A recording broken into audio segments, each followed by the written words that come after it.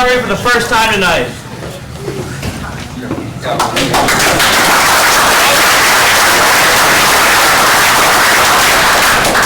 Thank you for attending the Racing for Recovery Support Group meeting. We are focused on maintaining a drug-free and healthy lifestyle. Since 2001, our open forum meetings welcome parents, adolescents, recovering individuals, and anyone who supports our mission. Your suggestions, comments, or ideas are welcome to make the meetings the best they can be. The Racing for Recovery Support Group meeting is a cutting-edge alternative to what is currently offered by combining substance abusers, families, friends, and the public at large. We have created an environment that is beneficial to everyone who has been affected by alcohol or drug addiction. Meeting start time is 7 p.m. Please be on time. Please turn off cell phones or ringers to vibrate and refrain from posting on social media. During the meeting, show respect and courtesy to yourself and others. Please only one person speaking at a time. Please speak loudly so that everyone can hear. Proof of attendance is gladly provided. Please turn in your paperwork prior to the meeting and you can pick it up at the end of the meeting. Honesty is required. Feel free to openly share your comments and points of views on how alcohol and drug addiction has impacted your life. This meeting is open to people of all ages and welcomes diversity, so please refrain from using excessive foul language or language that discriminates against any race, gender, religion, ethnicity, sexual orientation, or disability to maintain an atmosphere of respect and dignity for all who are present. If you see a visitor, a new member, or returning member that you haven't seen in a while, please warmly welcome them into our program. Your confidentiality is important to us. What you say here will not be discussed outside of the meeting. Please refrain from leaving the meeting while it is in progress because that is disruptive to others. Smoking or vaping should be done far away from the building and the entrances, and please throw all the garbage in the trash can. Thanks, Dustin. Who's got the guidelines for living a lifestyle recovery? I do. Guidelines for living a lifestyle of recovery. The lifestyle of recovery guidelines are intended to be utilized by recovering individuals, their families, and anyone else who is striving to avoid substance abuse and achieve sobriety. Number 1, recognizing that substance abuse ruins lives. 2, wanting to pursue a positive alternative to substance abuse, such as education, employment, quality relationships, and health and fitness. 3, using resources such as friends, family, teachers, and peers as a way to achieve and remain sober. Adding sports, art, or music to these resources will help us stay focused and motivated. 4, define balance and working towards making it a part of everyday life. 5, building self-esteem and confidence through sobriety to combat negative feelings regarding oneself. 6, understanding that negative behaviors of isolation and self-pity lead to self-destruction. 7, lifting a person up is different than allowing them to continue their destructive lifestyle. Be there for yourself and be patient with your family and friends, or friends and family. 8, learning how to help without supporting the addict's behavior, providing assistance to the recovering individual that will improve their lives, not further their usage. 9, recognizing personal challenges that can integrate them into your lifestyle as challenges to triumph over. 10, caring for our personal, emotional, physical, and spiritual individuality is a source we use for our sense of worth. Each person is truly magnificent. Our mission at Racing for Recovery is to prevent all forms of substance abuse by promoting a lifestyle of fitness and health for all those affected by addiction. Thanks, Andre. Who's got What Racing for Recovery Means to Me by Kelly Anderson? I do. What Racing for Recovery Means to Me by Kelly Anderson. R, respect yourself enough to quit using. A, accept the challenges that lie ahead. C, commit to your recovery. I, include friends and family on your journey. N, never doubt your will to succeed. G, give yourself credit for your accomplishments. F, focus on the positive things you want in life. O, overcome your fears and keep moving forward. R, remember the reasons you are seeking sobriety. R, reach out to others to give and receive support. E, expect holes in the road, choose another road. C, care for your body, we only get one in this lifetime. O, open your heart, mind, emotions, and spirit. V, victory comes from a balanced lifestyle. E, educate yourself on all aspects of recovery. R, racing for recovery saves lives. And Y, you will learn that with sobriety, anything is possible. Thanks, Deanna. All right, it's time for introductions. Here's where we go around the room. You say your name and why you decided to join us tonight. My name is Dustin. I'm happy to be here. I just got back from a family vacation in Hocking Hills, and I didn't want to come back, but I'm glad to see everybody, and it's a good way to start my week. I'm Jennifer, and like you said, we just got home from vacation, and a little over a year ago, I didn't know if we'd get to do stuff like that anymore. I'm Connie, I'm Justin's mom, and first I just came to this place solely to support my son, but I found out quickly how much it helped me too, in my recovery also. How many years, Mom? Oh, 21 years for me. How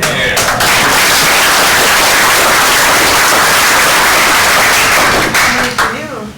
One.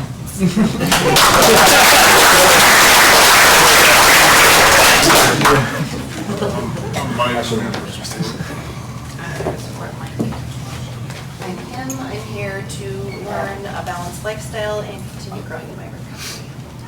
I'm Scott, I'm here for hope and inspiration. I'm Rach. I'm here to keep a positive day going. Mike, I'm here for patience and balance. I'm Craig, I'm here to learn. Dylan, I'm here to stay sober. Jeremy, I'm here to fight together. Maggie, I'm here for support. Lance, I'm here for balance. Rock, here to grow and learn. Mike, I'm here to change my life. I'm not here. I'm here because I'm around a whole bunch of people going through a lot of the same stuff. I'm Brittany. I'm here to listen and learn. I'm Gina. I'm also here to change my life. I'm Dan, here to remain sober. Justin, here for support. I'm Dave. I'm starting my week out here and learn something from the group. I'm Larry, I'm here because I enjoy this meeting, and I'm here to stay sober all day. It's work. I'm Heidi. I'm here to change my life. I'm Frank. I'm here because it works. I'm Tim. I'm here to stay motivated and get a routine. I'm Chad. I'm here to help support Sarah.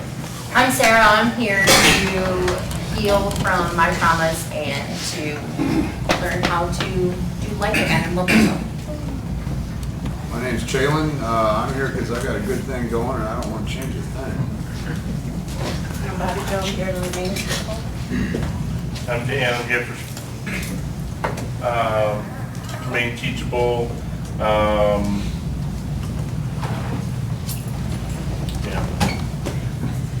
Paula, I'm here for guidance. I'm Carl. I'm here to heal and to learn a new lifestyle. I'm Kristen. I'm here for positive support. I'm Deanna.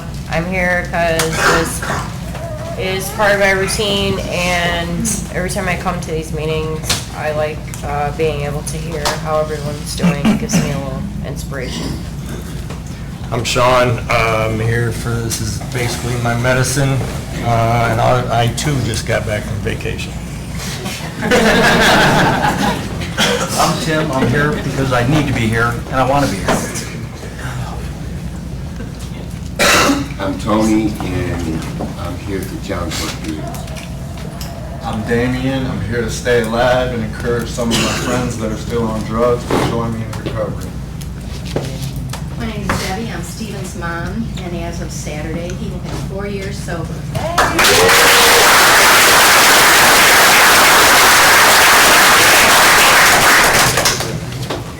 I'm Gary, Steven's dad. Just here to give back for all the great things the program has done for our family. I'm David. I'm here because this is part of my routine. Sarah, I'm here tonight because there's a lot of good stuff in this book. I'm here for growth and support. Bobby, I come here so I can continue to learn. Jason, I'm here because they allowed me to come here to heal. I'm Faye, and I'm here to give and get support. Emily, I'm here for the positivity, peer support, and because I'm happy here. I'm Patrick, and I'm here because I want to be. And these Monday night meetings have given me a great new perspective on this book. My name's Eric, and I am here because Racing for Recovery does it the right way. I'm Cheryl. I'm here to support my son, but also for all the great support I've received. I'm Troy. I'm here because I'm able to, and I have a lot of friends that aren't as fortunate. We got to play softball yesterday, and we got a win, and that was amazing. Yeah, I was at a game yesterday. Finally won one, first one. Stole my thunder, Troy. I had a whole thing ready. Bobby and Tyler did it all. And then, I'm blessed. I'm Jen, I'm here for support. Meredith, I'm here to work on my recovery. I'm Sarah, I'm here to stay sober. I'm Lindsay, I'm here for support. I'm Pam, this is my first go around. I'm Bishop, I'm here for, probably someplace I know. I'm Mike, and I'm here to learn. I'm Rob, I'm here to stay sober. I'm Andre. I'm just glad to be here for support and to give support. And I just want to thank everybody who prayed for me over the last couple weeks with my health issues. And I think right now it's still harder to fight addiction than it is my health issues, so I just come back to remain teachable. I'm Mike. I'm here because you guys care. And a little update about Brittany. She's coming home tonight. So she's obviously not here at the meeting, but she's going home tonight. So she's doing pretty good. I'm Samantha. I'm here to learn. I'm AJ. I'm going to find and better myself. Hi, I'm Tim. I'm here because to me this is home. I'm John. I'm here because I choose to be and I love myself. I'm Randall. I come to these meetings because I always learn something good from this book, and it just keeps me humble and keeps me learning. So. I'm Des, and I'm here to learn balance.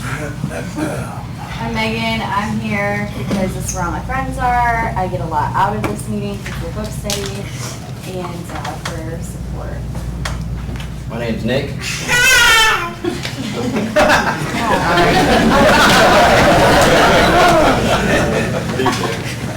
My name's Nick, the one under 40. I'm here because I would rather be here. My name's Tiffany, and I'm here for a lifestyle change. My name's Chris. Here to learn about myself and grow. I'm RJ, I'm here because I'm struggling with alcohol and cocaine addiction.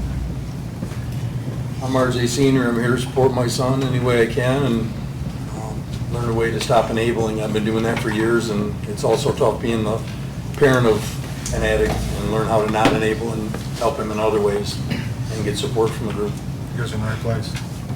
Good evening, everyone. My name is Jeremy. I choose to be here because Racing for Recovery is part of my identity. And to help keep that identity intact.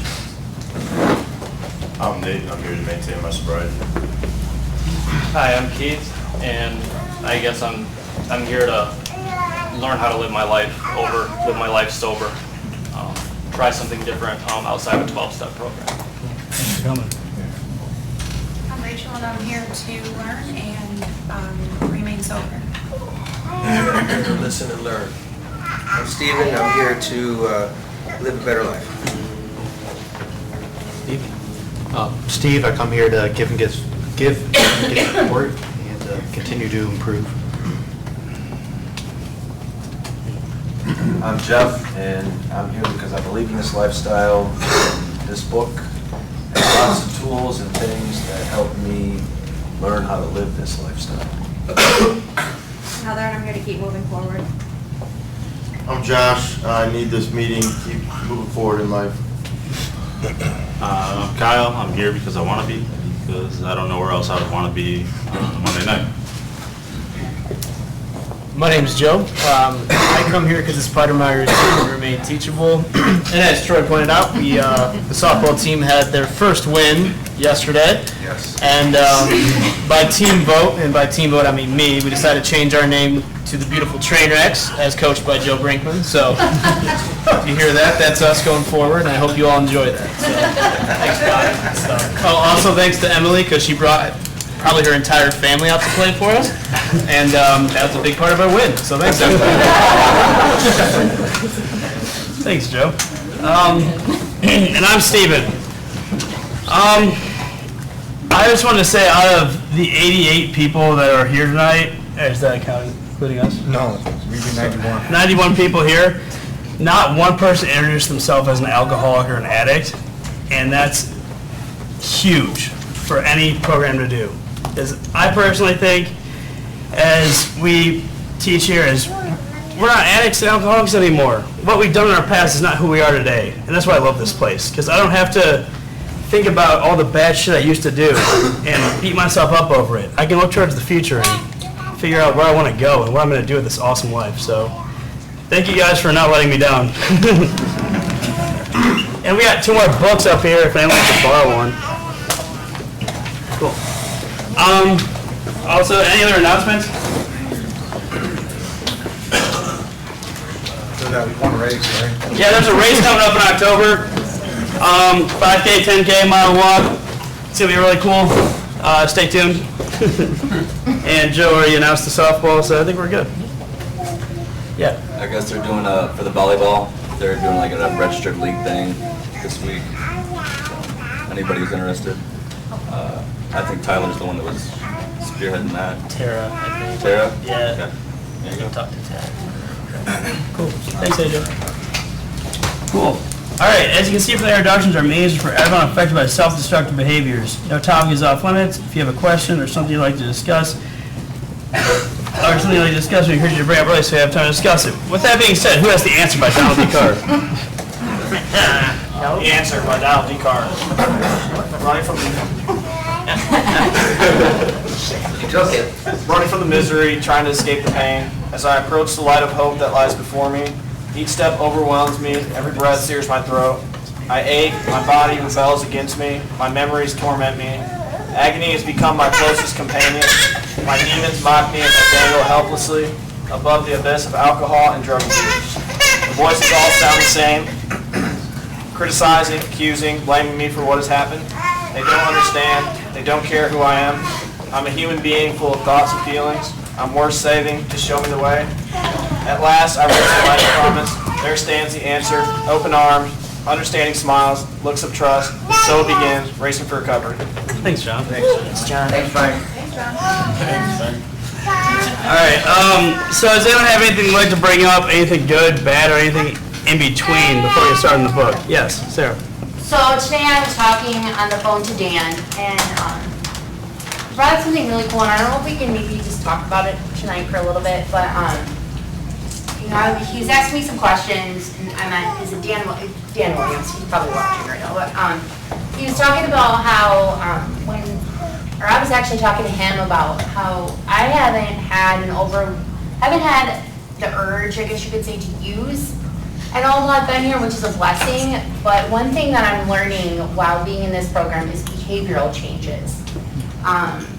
And having to hold myself accountable for like just silly things that when I used to just come naturally, and they were bad behavioral changes or bad behaviors. But now that I'm sober, not struggling with necessarily the anticipation to use, but just like holding myself accountable to those behaviors that I don't want to do anymore. Does that make sense? Okay. So I didn't know if maybe you could take a few minutes to talk about that and maybe get some advice from our peers or you guys about it.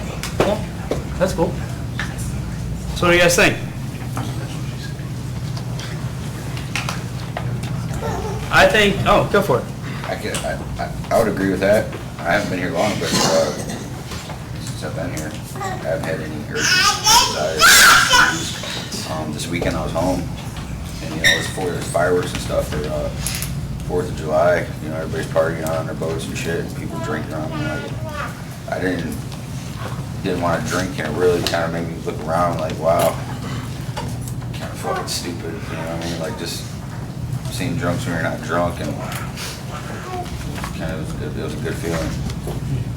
And to have the ability to choose, you know, like what kind of self, I don't know what the word that they use or how they phrase it, but yeah, we make the choice, and it kind of empowers us that we can give ourselves like an attaboy for it, like, you know, yeah, we can do this.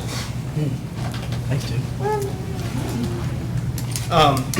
To kind of touch on that, I think the difference is when you generally think, like, when society hears the word addict or alcoholic, which I know we don't like to define ourselves as that, they usually have a really negative connotation to that, which is true. You know, we had a lot of destructive tendencies, we did a lot of bad things when we were in our addiction, but I think what makes this place unique is that we don't focus on that part of it. You know, like Steven said, we don't identify ourselves as addicts or alcoholics. We identify ourselves as people who made poor choices and now choose to make better ones. And I think what makes this place special, and I feel the same way. You know, when I started here and I actually started committing myself to the program, I didn't have like the urge when I went home to go out and do that. And I think what makes it the difference here is that we focus on building a positive life. You know, now for some of us, that's running marathons. Others, that's lifting weights. Other people, they do yoga. It's just choosing positive alternatives to that. You know, some people don't exercise at all and they do creative things, and that's great. And I think the beauty of it is that this place gives you the ability to choose your own path to sobriety. And I think that, at least for me, is what made it so special, is that no one was sitting there going, you have to do this and this and this. They said, hey, what do you like to do? What do you want to do? What do you want to try? And just embracing that. Now, I tried some stuff and I didn't like it, but that's okay. I found other things that I like, just like other people may not like the things that I do. And I think that is part of this, is they encourage you to try things. And if you don't like it, try something new. So I guess it kind of relates to that. That was really good. Thanks, Joe. Good try. I'd have to agree with Joe probably 100%. I can only speak for myself, but for me, once I started taking this thing seriously, I knew I wasn't going to go back to that. You know what I mean? I changed my whole lifestyle, so those old habits and that old way of thinking, all that shit went out the window. I knew from here on forward I was going to have to do everything different than I was doing before. And like what Joe was saying, this lifestyle that we live here, it affords you those opportunities to try something new and to replace those old bad behavioral thinking or bad habits.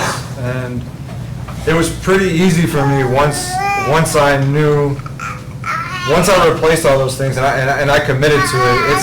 I have to agree with Joe. I didn't have any, cravings or urges or none of that shit. It's once I committed to this, I was in 100%. There was no going back. And it's gotten better, and my life is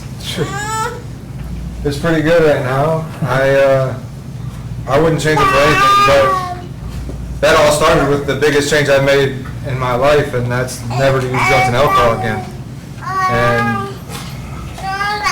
I don't know. I guess some of that old thinking went out with that, and I surrounded myself with some people who were already doing the right thing, and I kind of followed in their footsteps and did some things that other people were doing that I saw were working, and I took a little from him and a little from him and a little from, you know what I mean? I made my own way, and that's the beautiful thing about this program is, like what Joe was saying, there's not somebody on your heels telling you, you fucked up, go back to step one.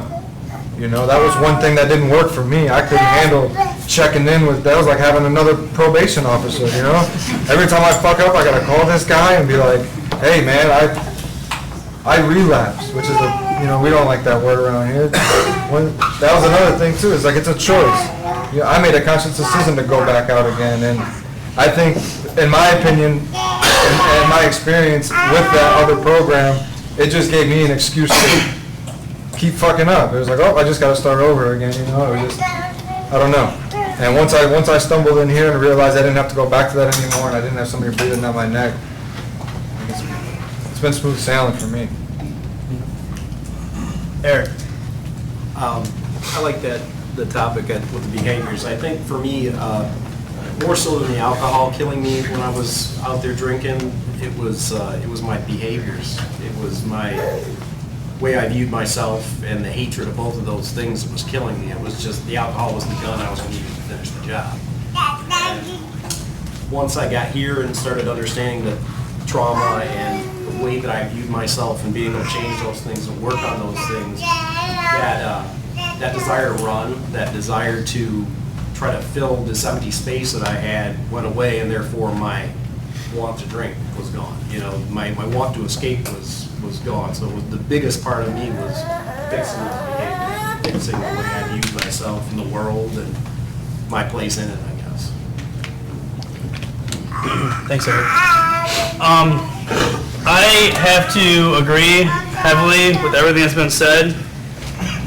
What really made a big difference is I stopped wanting to hurt myself. Because before I even picked up drugs and alcohol, I did not like who I was at all.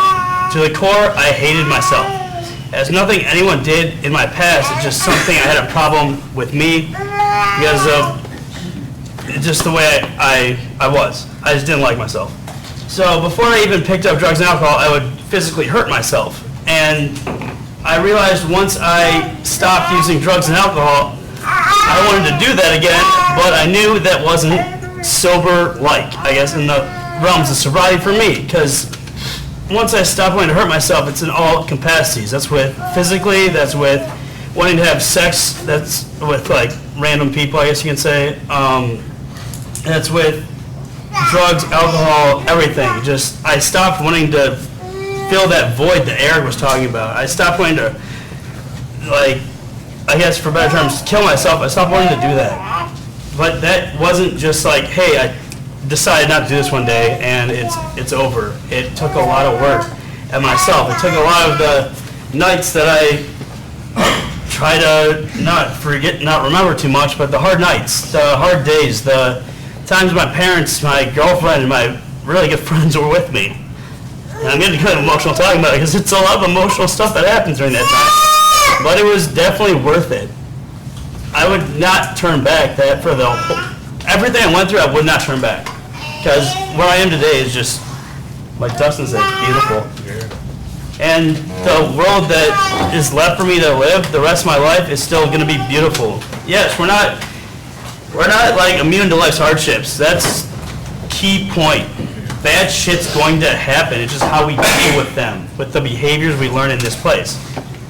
It's wonderful having a group of people and being able to open up to them, because I never would have done that before in my life.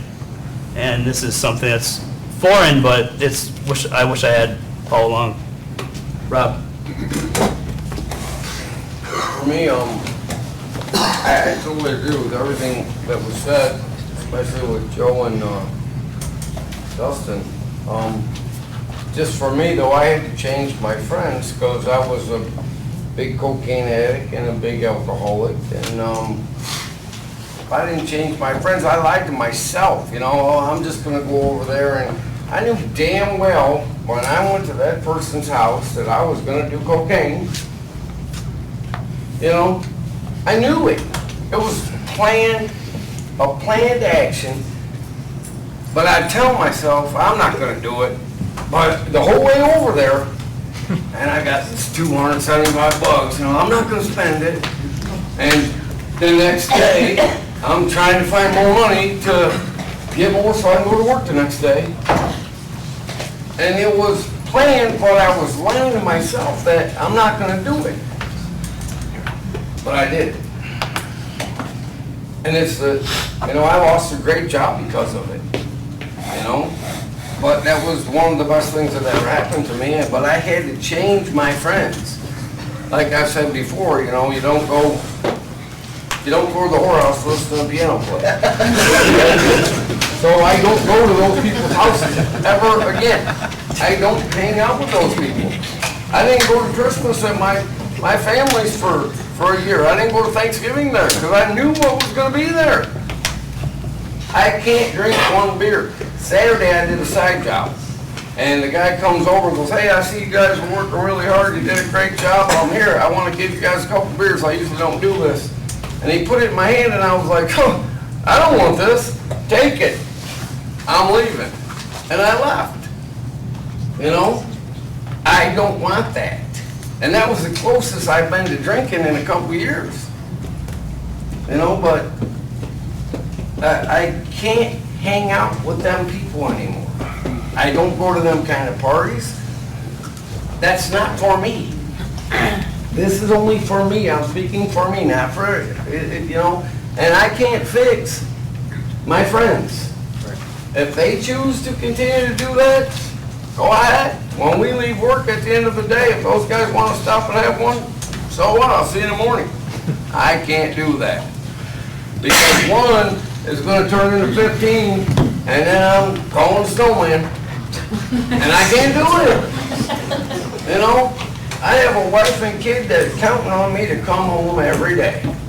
And they know when I say I'm going to get you on the milk, I'm not coming home next week. I'm coming home in half an hour. And they know that now, and they trust me now. I got that back. Finally. You know, I'm not saying I haven't drank, but I haven't done cocaine. November 4th will be 12 years. Now that's a damn good start. Okay? That's a couple years since I've drank alcohol. So for that young man over there, for me, I had to change my friends. And I work construction. You know, at the end of the day, those guys are like, hey, let's stop at the barn and have one. Go ahead. And I drive right on by. I can't do that. And they know that. That's all I got. Thanks, Rob. Frank. Yeah, I remember what drugs and alcohol did to me. I was always an angry person, getting pissed off about everything. You even asked me to do something and I was pissed. You know, and I just got sick and tired of being sick and tired one day, and I looked into something. I've tried Zep and other places and stuff, and I just called my insurance lady one day and asked her, just out of the blues, I said, I'm getting tired of this shit, you know, and I want to see my grandkids grow up. I don't want to see myself in the coffin. And I said, is there anything other than Zep? And she said, well, there's Arrowhead. So I went to Arrowhead first, and then that's where I found out about racing, because everybody coming over here, I'm like, what's going on over there? And I asked questions, and ever since then I've been here, and it's worked. It's changed my attitude and everything else. Now, I'm here to get back what I've got. I've learned a lot, and now I'm trying to share that with other people so they learn and stick it out too. Thanks, Brian. AJ. That was quick. I love everything you said, Joe. That was amazing, by the way. Adding on to that, though, with those trying new things and learning some new habits and behaviors, you know, getting rid of the old ones, I'm finding myself with a new mindset and perception on things, you know, with the fog kind of being lifted. So I didn't know how far out, you know, to look and stuff like that. Like there wasn't an end point at first and stuff, but via making like little goals, I'm like able to find pretty much a future me further out, the person I want to be, characteristics, stuff like that. I'm doing a lot of critical thinking on all that, so yeah, I guess my advice would be the mindset, perception thing. That added on to it, because you said it. Thanks, AJ. No problem. Desiree. For me, as far as changing my behaviors, when I think back of kind of like this time last year, my friends were constantly telling me like you don't have respect for yourself, and I thought I did. And up until like a few weeks ago, I was still like, okay, I've always had a lot of respect for myself, but after, you know, discussing this out loud, hearing myself say that, I was thinking back like, no, I did not respect myself, because if I did, I wouldn't have been putting the things into my body that I was, that were destroying me physically, mentally, everything. And now that I do and I've learned, there are just, I would never do the things that I would used to do. I mean, and it really comes down to like respecting my body, respecting my mind, and just changing everything. So, that's all. Thanks, guys.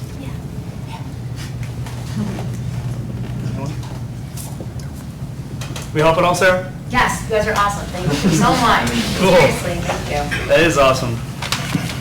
So, I don't even know where we are in the book. Let's see here. We are on. I think page 35. Yeah, work the 5 pillars. Where we are. Rule 2. Want to read?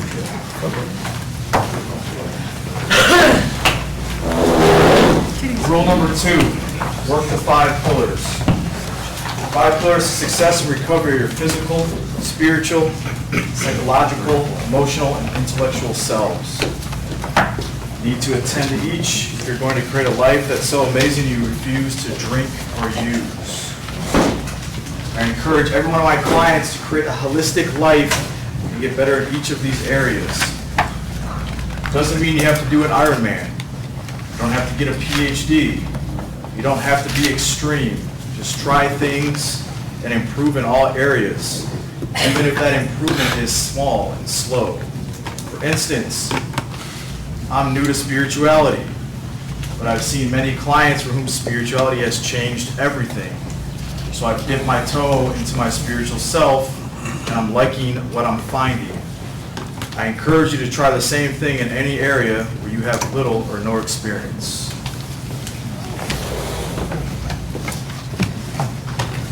Pretty funny that we kind of touched on that already through what we talked about. It's just, I don't understand how that works, but that's awesome.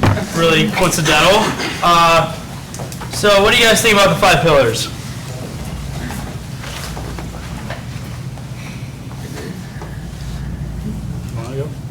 Yeah, I agree. I mean, my name's Chris. I feel like if I focus everything into one part of my life or 2 parts of my life, you know, then something else is gonna lack somewhere, you know, or if I get extreme in one area and pay no attention to the other, you know, it's kind of gonna, like dancing that line, I was just trading an addiction for an addiction almost, you know. So I guess being whole all the way around. Baby steps, you know, you need baby steps in the right direction. Steps. Still forward progress. Yeah. Sarah? One thing that I'm working on in my one-on-ones is like that, and the principal reference it a lot, is that whack-a-mole game, the whack-a-mole game, which I never played as a child, but I know what it is. And kind of like what Chris was just saying, I'm kind of going through that right now in my recovery, is trying to find that, like I hear people, like for instance, Dad always says, I'm here to learn balance. And I never realized until just recently what that means, I guess. And I think it's awesome that she mentions that a lot, because it's something that I need to learn. And I think it goes back to the balance, especially like Chris said with the 5 pillars. If like one's off, you kind of feel like lopsided. And so I'm learning how to apply throughout my day and apply myself throughout my day to each one of those, whether it's just saying a prayer or finding something to be physically active at, and just trying to focus on those 5 takes up your whole day. You know what I mean? To make sure that you're, like for me, to make sure that I am attributing myself to each one of those categories. And it's hard sometimes. So, yeah, that's all I have. Cool. Thanks, Sarah. Deanna? That's actually what I was gonna say.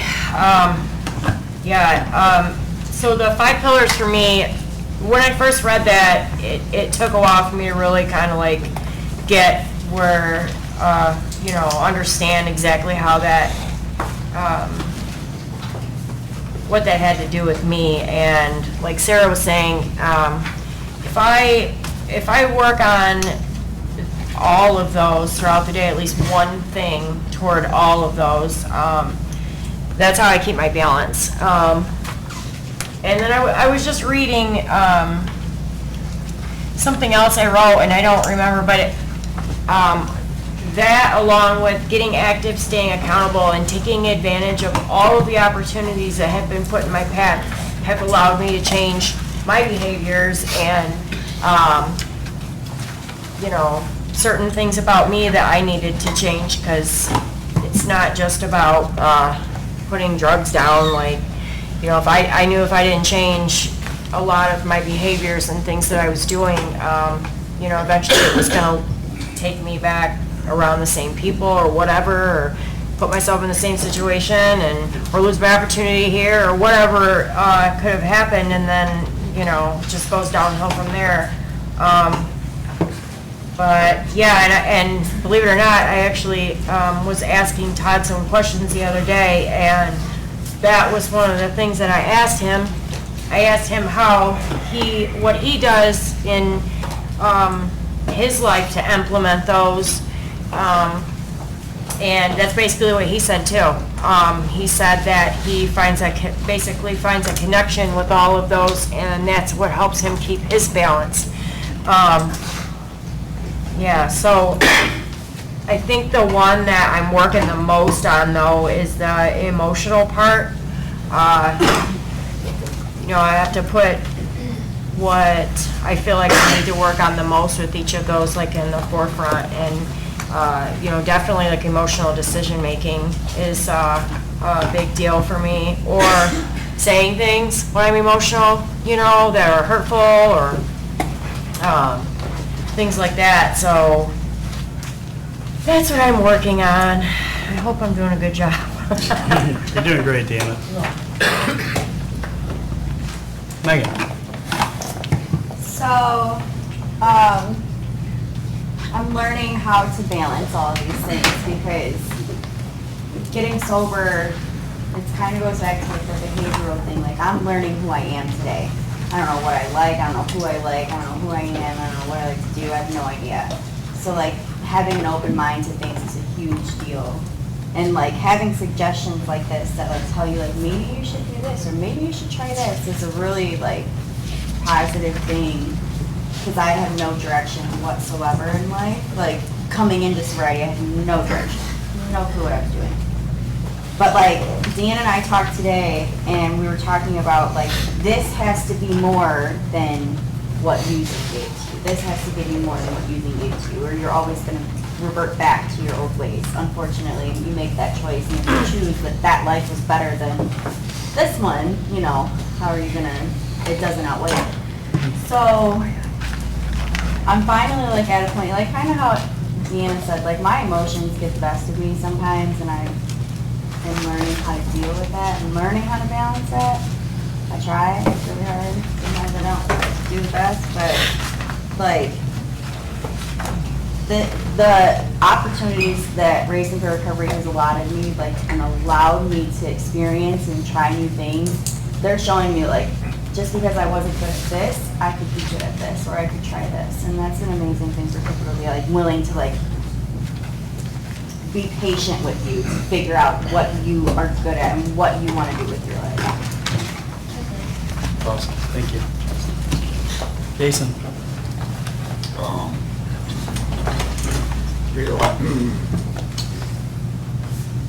Create a life that is so amazing. It says right here, you refuse to drink and use. You keep it real. It's hard to stay clean if I'm living dirty. If I'm bullshit, I'm lying. I'm self-seeking.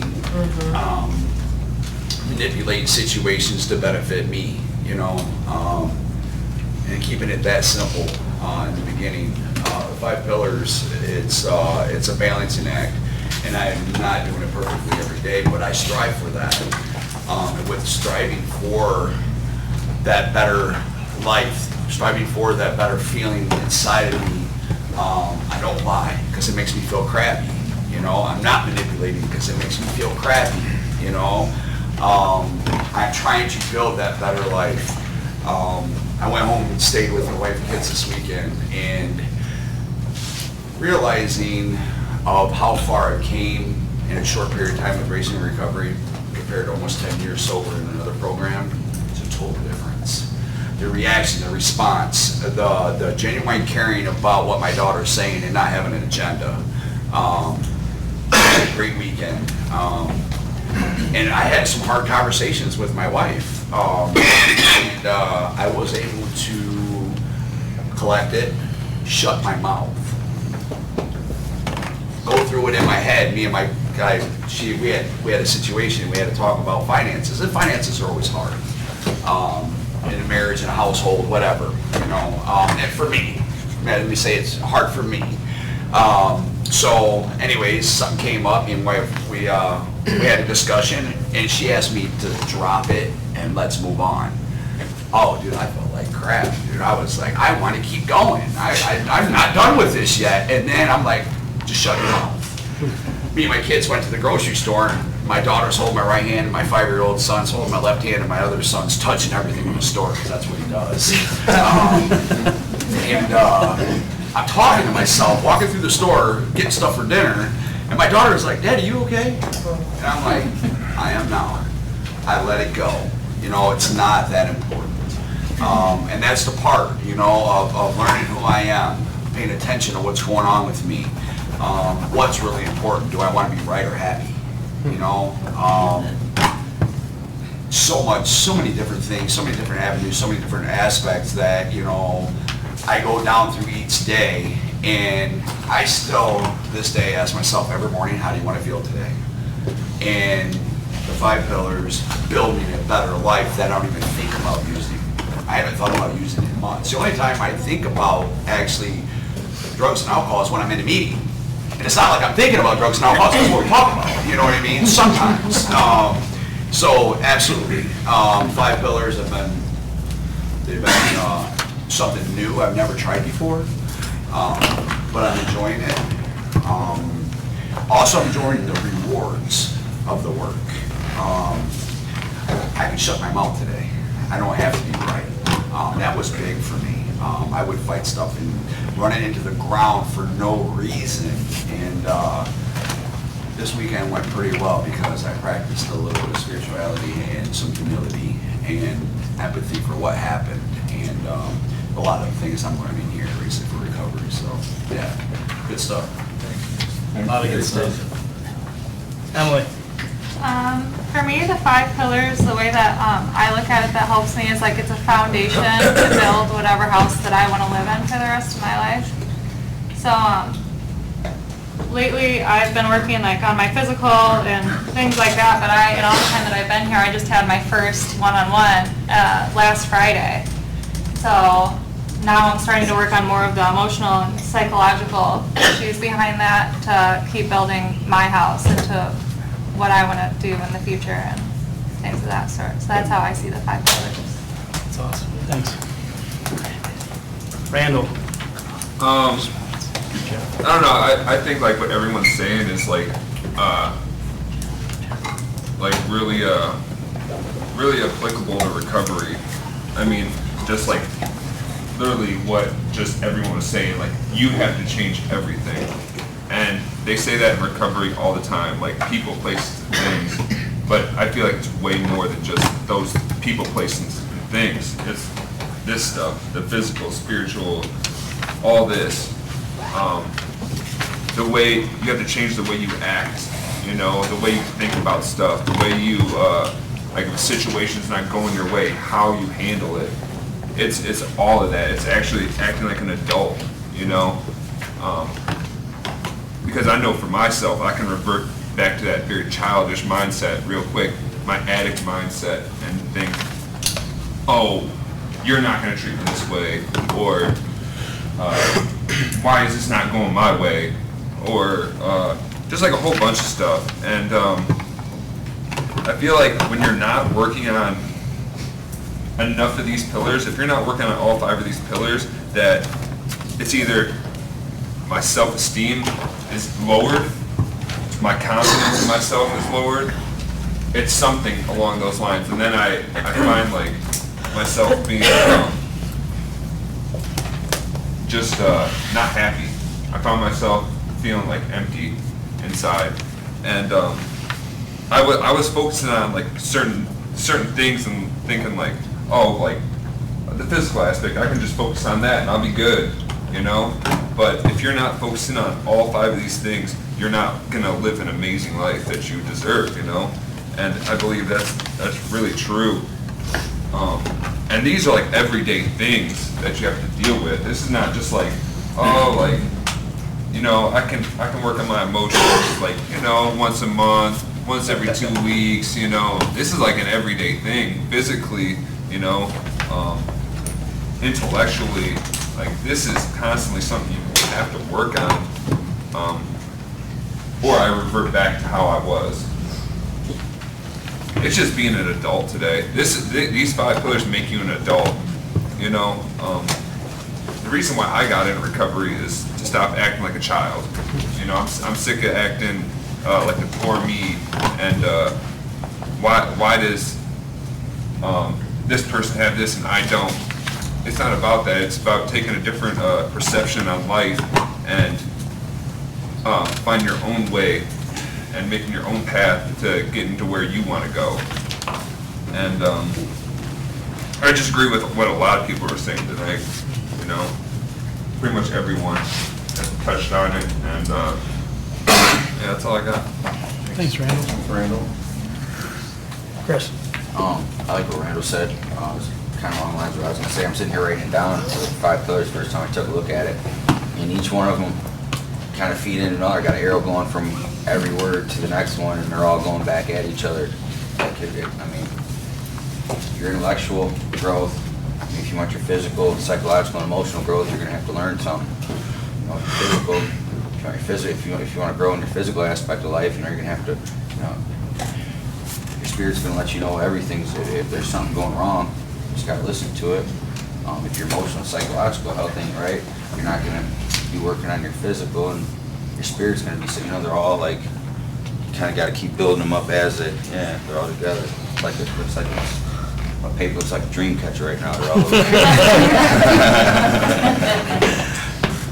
No, that's all. Cool, I like that. I was gonna say something along those lines, but you did it for me, thank you. Jeremy. Yeah, all 5 perpetuate each other. You can't have one of them without at least having all 5 of them. The one I work on the most is the emotional self, because I used to always equate success to like intellectual ability, because that's just always how I gained success in other aspects. And I thought I could do that with sobriety. I couldn't think my way through it.